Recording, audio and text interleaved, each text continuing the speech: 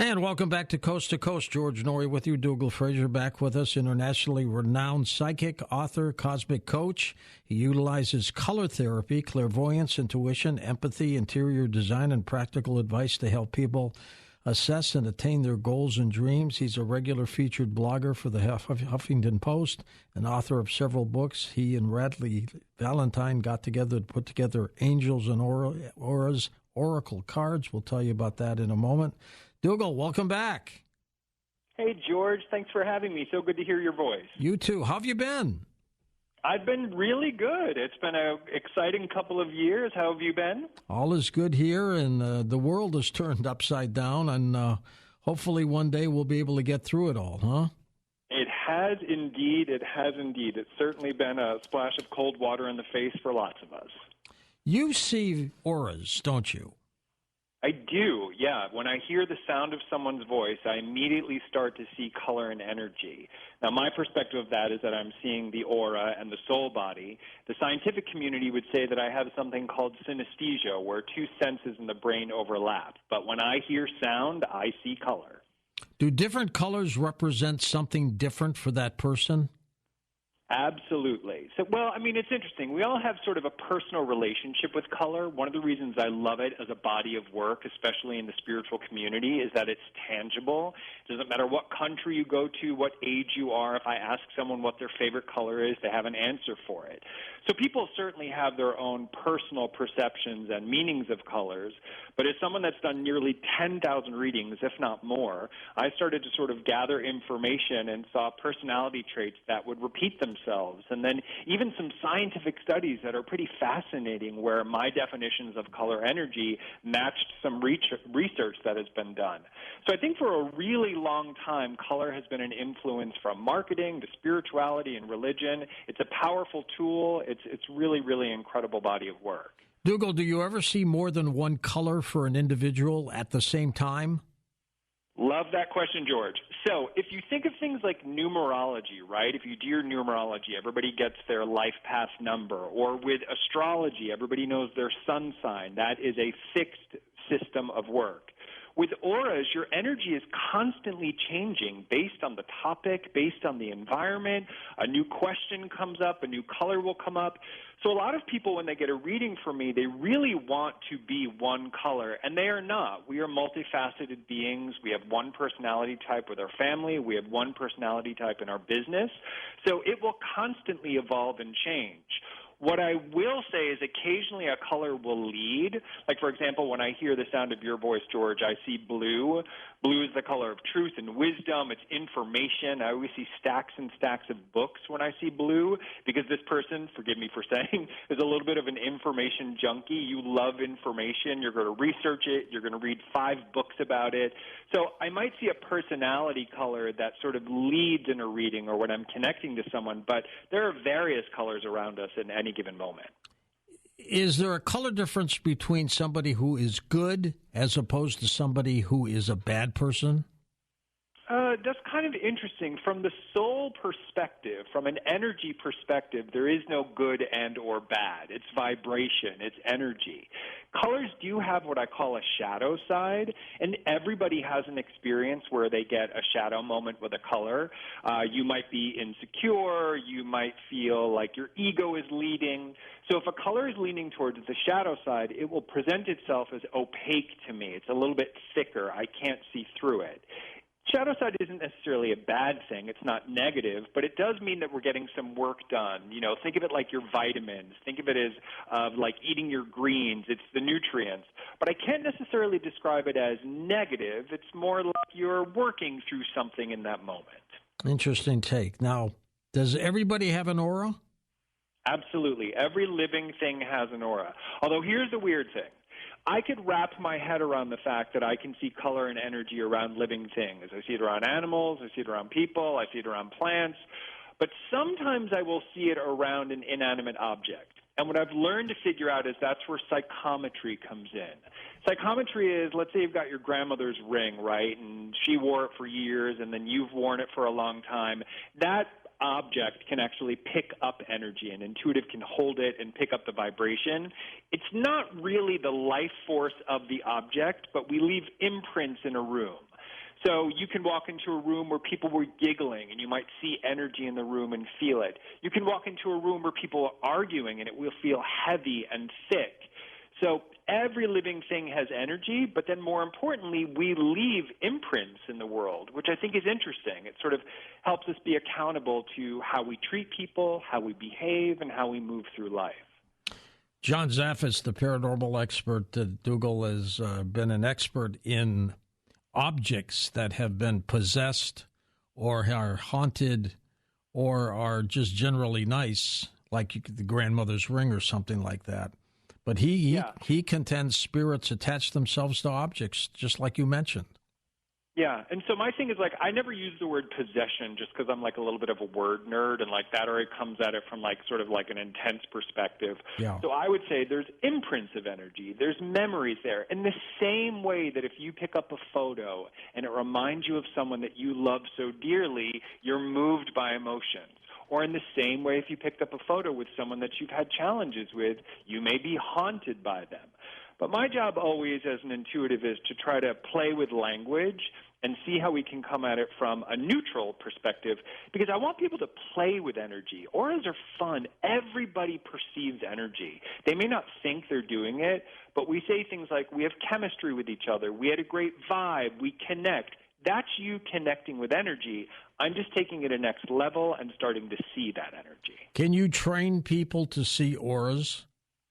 Absolutely. Every single person on the planet can see energy. It's a money-back guarantee if you're in a workshop. I can get anybody to see energy. What's interesting is that the physical eye is what we normally use for depth perception and facial recognition and the way we connect with people. It's through simple tools of meditation. You can use the Oracle deck, which we'll be talking about, but simple tools of distracting your mind so that you can open up another part of your senses to begin to perceive energy. And you mentioned the Oracle deck, Angels and Auras Oracle cards. It's a 44-card deck and a guidebook that is included with that, which I found very, very helpful. But how did you and Radley come up with this? So Radley is an incredible friend of mine. He is an amazing teacher. Radley is all about angels and their meanings and the history of them and how we can work with them. Radley and I would do tandem readings with callers where I would pick up a particular color. Let's say I would say, oh, I see pink around this person, and I'd start talking meanings of pink, which is about self-love and sometimes being critical. And Radley would say, that's so interesting. I've got Archangel Jophiel here who presents in a pink energy. I didn't know angels present in colors, and apparently they do. And the meanings of the angels were very similar to my definitions of aura colors. So we did an online class, we did workshops, and, 4 years later, it became a deck. And it's the blending of work that I think is so beautiful. In every body of spirituality, it's not just using one belief system. It's really pulling from different bodies of work and making it your own. So we like to think of angels and auras as that possibility for us and possibility for others as well. Now, they're not tarot cards, though, right? No. So tarot cards are a fixed system, right? The same cards will repeat over and over and over again, and basically the same meanings. An oracle deck is when a collaborator or an author, like Radley and myself, come together and we create new images and new meanings. We have some nods to traditional tarot cards. So in tarot, there's the major arcana. In our deck, we have 12 core cards, which is sort of the nod to the major arcana. The rest are message cards. But we wanted to teach people how to use colors, how to connect with angels, and then there's lots of tips to take the meanings from the cards and use them in your practical life. So if you pick orange, you can then use orange in your clothing or lighting a candle or even a bowl of oranges in your kitchen to remind you of the meaning of that color. We really wanted it to be tangible. Fascinating. Now, do you pick up auras just by talking to somebody over the phone? Yeah, so I actually have to hear the sound of your voice. I can't do it through a letter or email. I actually hear the sound of someone's voice. So literally, George, when I hear you speak, I see shades and shades of blue. It sometimes leans a little bit towards purple when you trail off at the end of your voice. But, yeah, I have to hear someone's voice.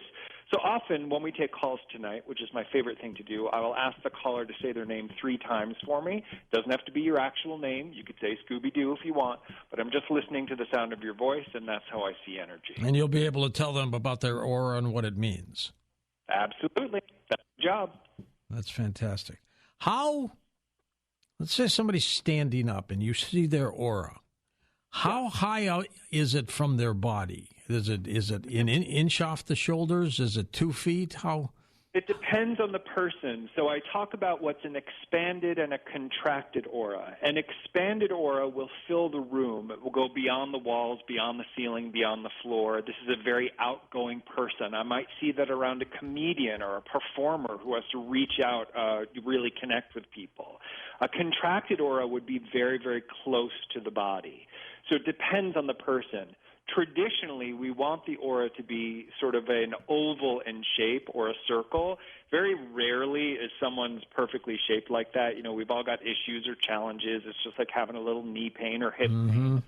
But the shape of your aura does tell me what's going on with you. If there's a lot of concentrated energy around the head, you're someone that leads with your mind. If it's concentrated around your heart, you're an empath. You lead with your heart. So the shape, the size, how it moves while we're talking tells me everything about what's going on. Can you tell them a really fun dinner party guest, George? Absolutely. I bet people invite you all over the place. Or walk into a lounge with your Angels and Auras Oracle book, and people will go crazy. Exactly. Can people change their colors?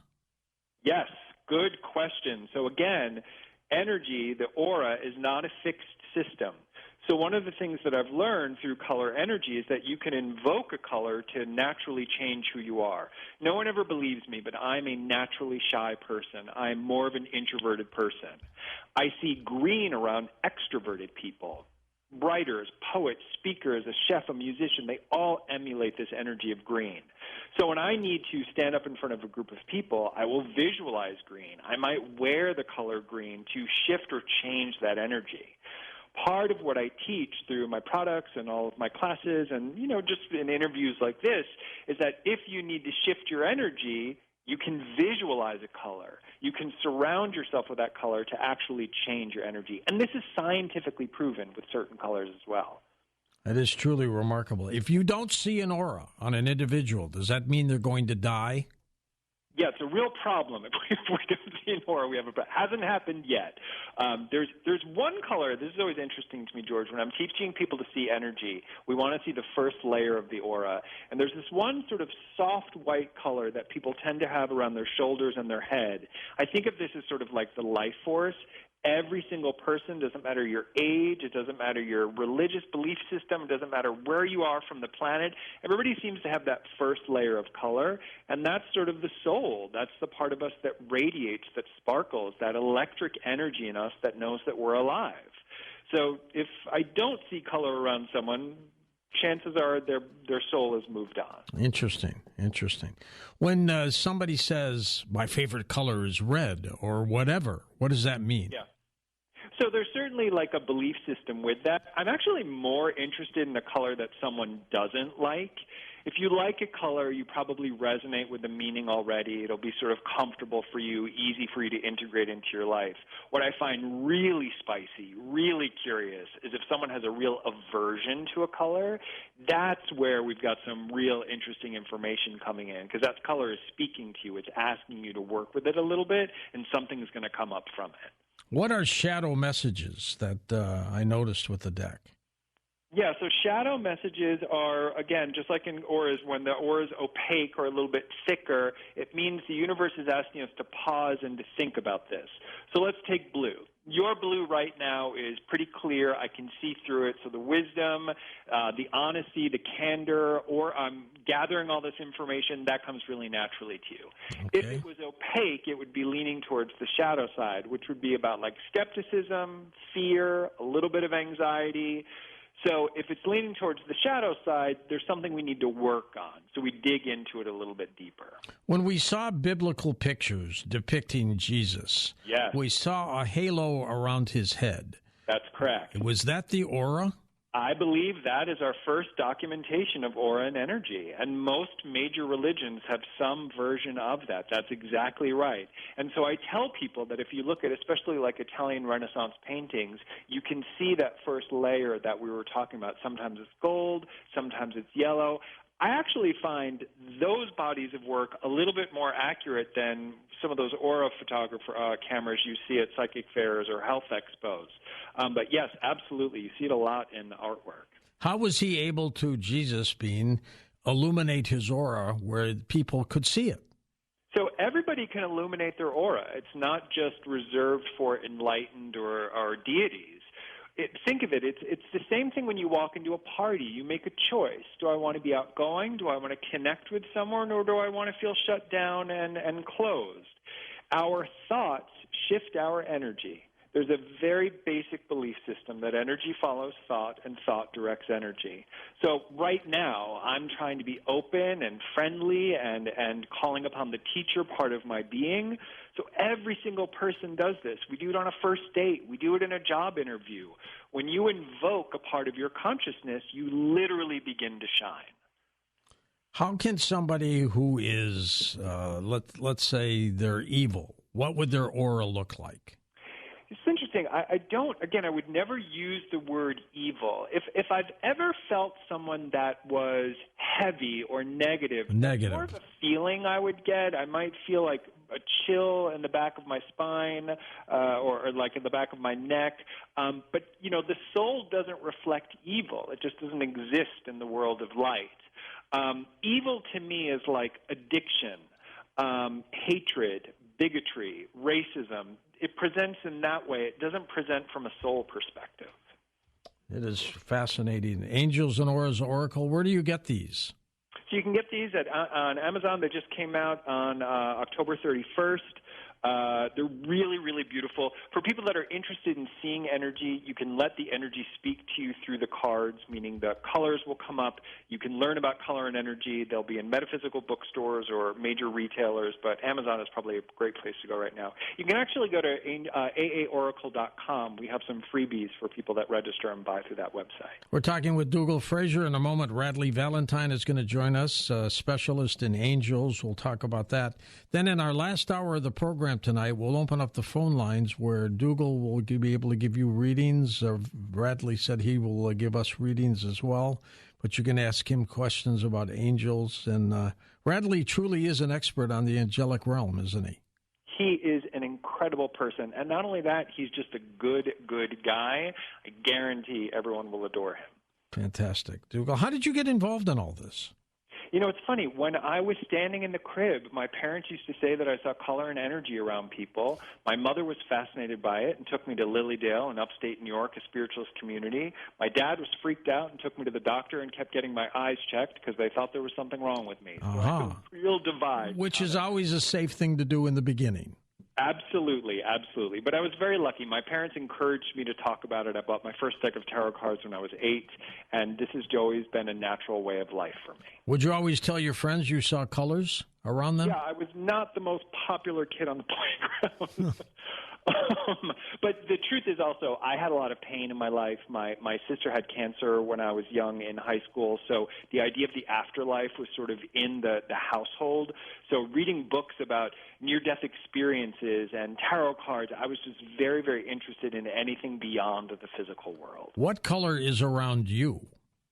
So most people see red and orange around me. I tend to be an emotional person as an empath. Orange is one of my favorite colors. It's the natural color of the counselor, but people tend to see those colors around me. All right, we're going to come back in a moment with Radley Valentine. Dougal will listen in on Radley's chat with us, and then both of them will join us for calls next hour with you on Coast to Coast AM. And welcome back to Coast.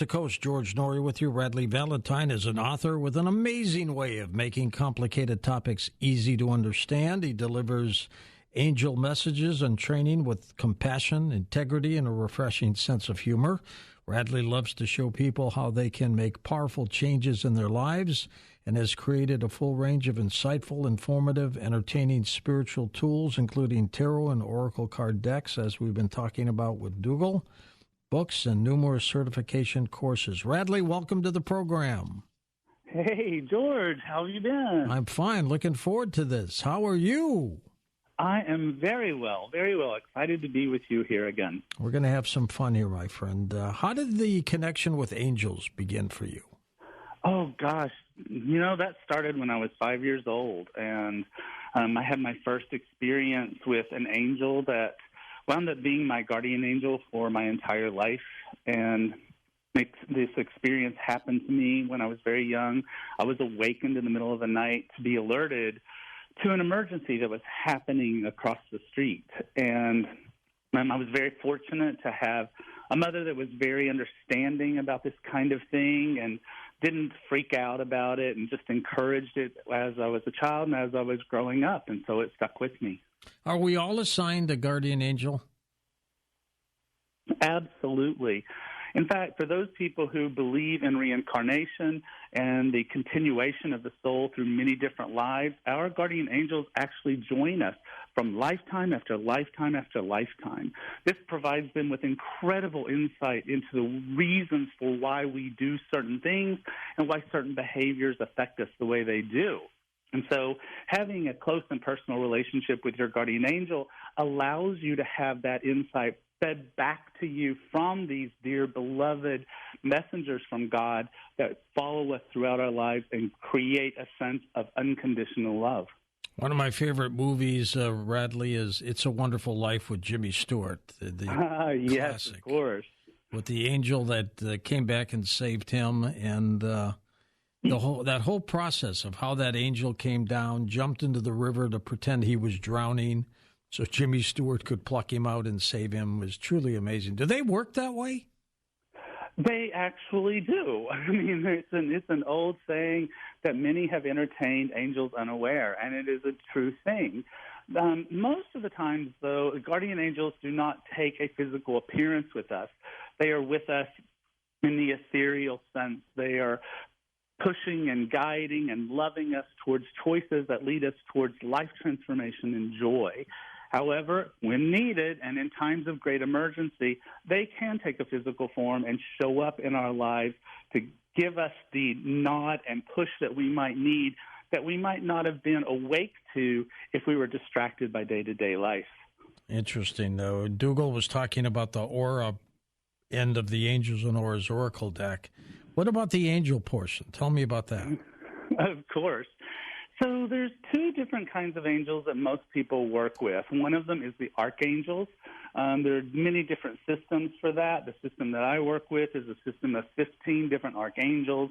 Some of them have names that many people know about, like Michael and Raphael and Uriel and Gabriel. There are other names that many people might not have heard of.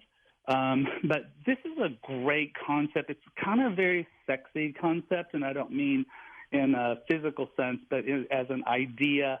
Human beings really, really love to categorize things.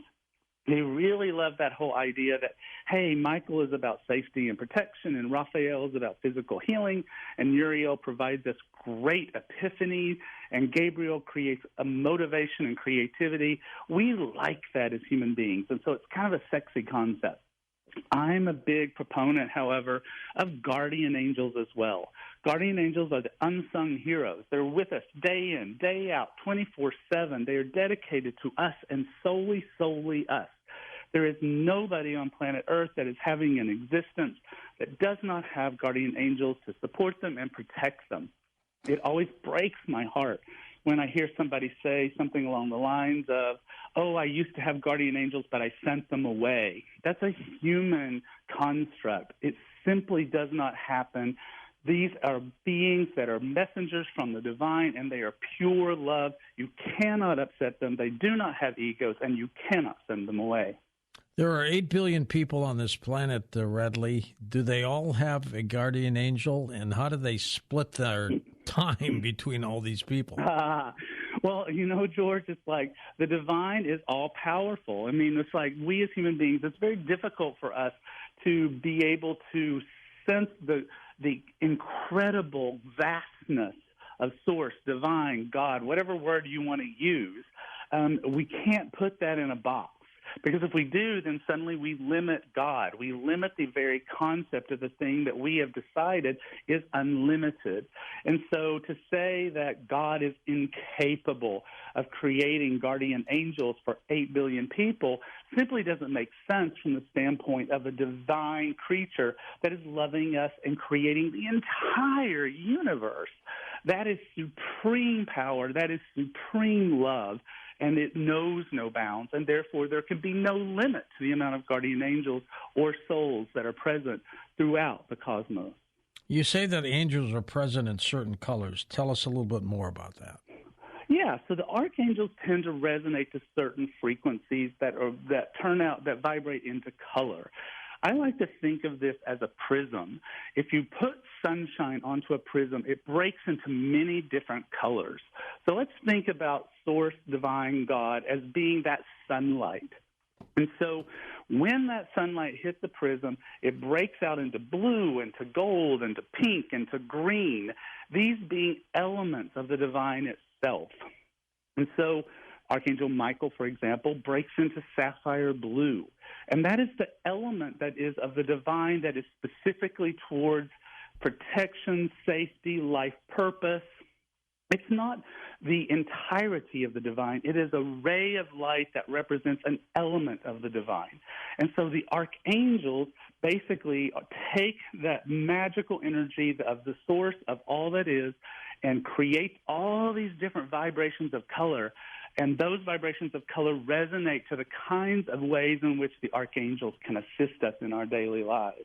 Have you always been as spiritual as you are, Radley? You know what? The truth to that answer is yes, although it has very different kinds of manifestations. I was actually raised in the Methodist Church.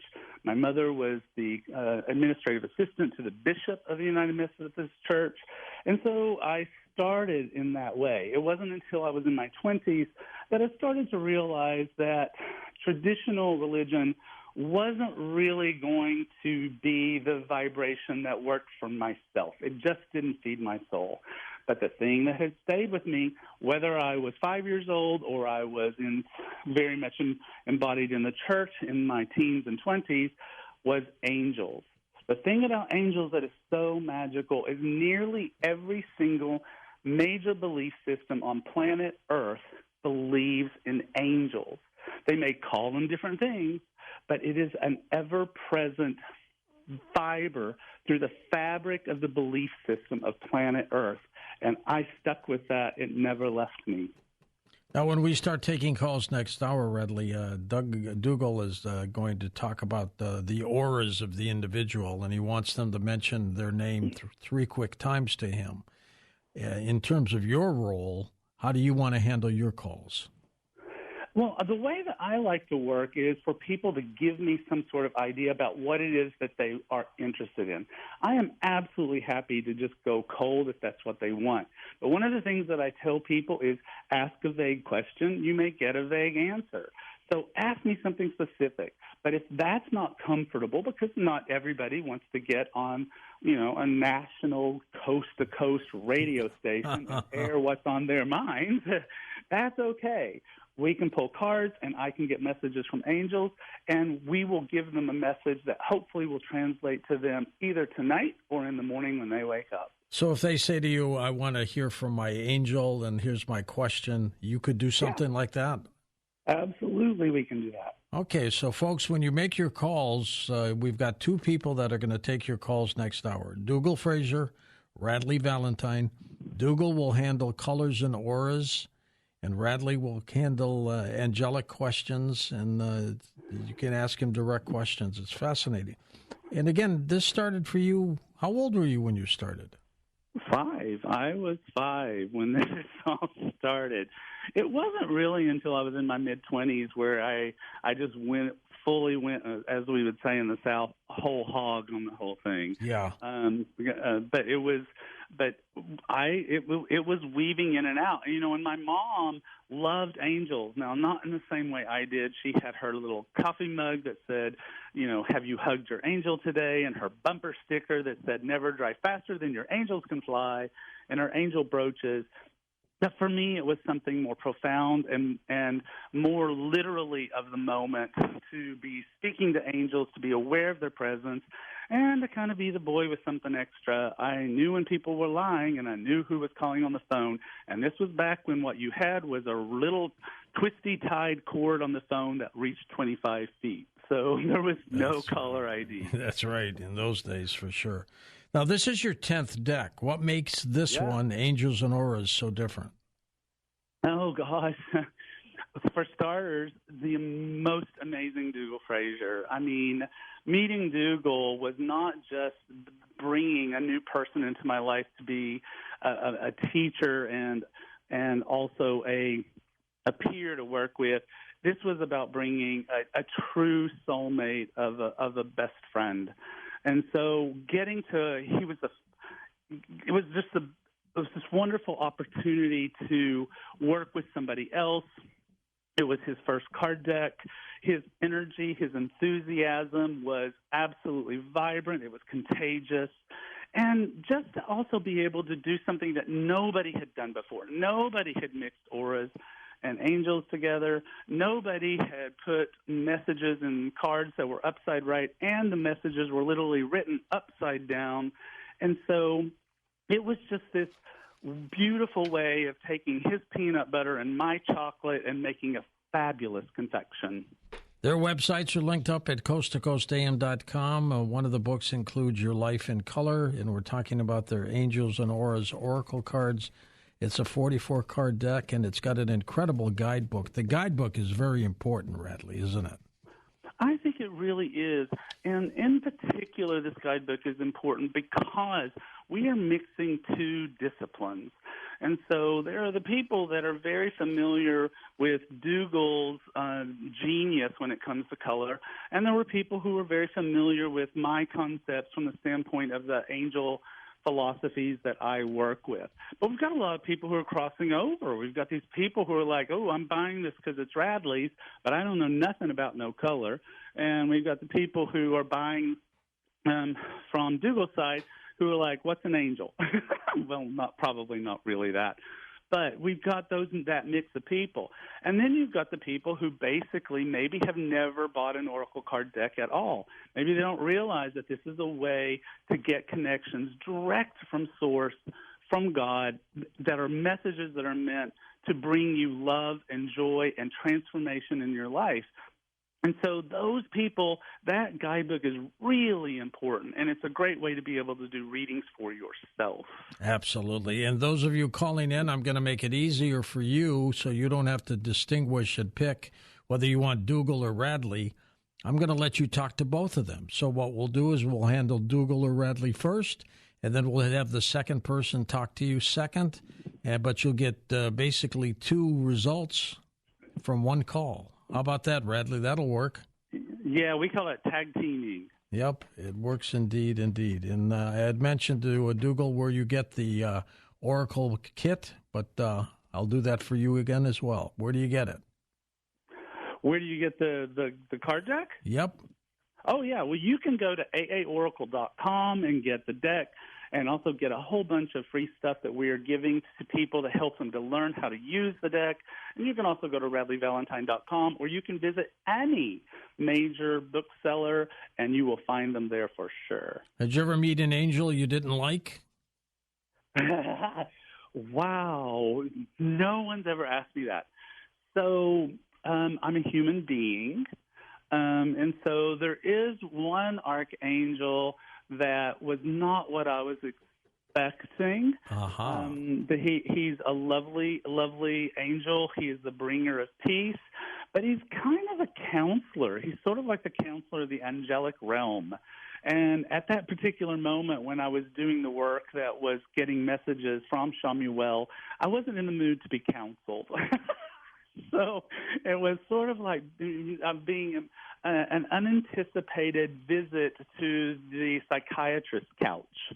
And but Shamuel is very important. He is the bringer of personal and, get this, global peace, something we desperately need in this moment. Do you pull the cards for the individual? Yeah, I do. And of the 44, are they all enlightened cards? I mean, like a tarot deck, they've got some things in there that you don't want to pull. Well, that's a whole other story for us, George, that we could get into. And I have a lot of things to say about tarot and whether or not there are cards you don't want to pull.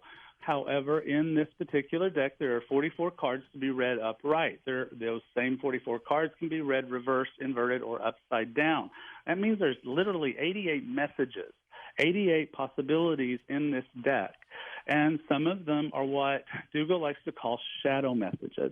And so it's not a faded, worrisome concern about the future. It is more about, look, here's the energy you're living in right now. Is this really where you want to stay? Because if it is, then great, stay there. But here are your opportunities to get out of negative energetic fields, things like a sense of poverty or a sense of loss or a sense of loneliness or a sense of negative thinking. And so they tell us where we are. It's like a barometer. And if we don't like where we are, the cards give us opportunities to find a way out of that. So you're not pulling the death card, right? The death card never means death. That's the thing that's so crazy. I still don't want it. I don't want it. Death card is an ending, and you might want it if it's an ending of something you no longer want in your life. But I don't call the death card a death card. I call it release. All right, stay with us, Radley. We're going to take a break and come back at the top of the hour with calls for you and Dougal on Coast to Coast AM.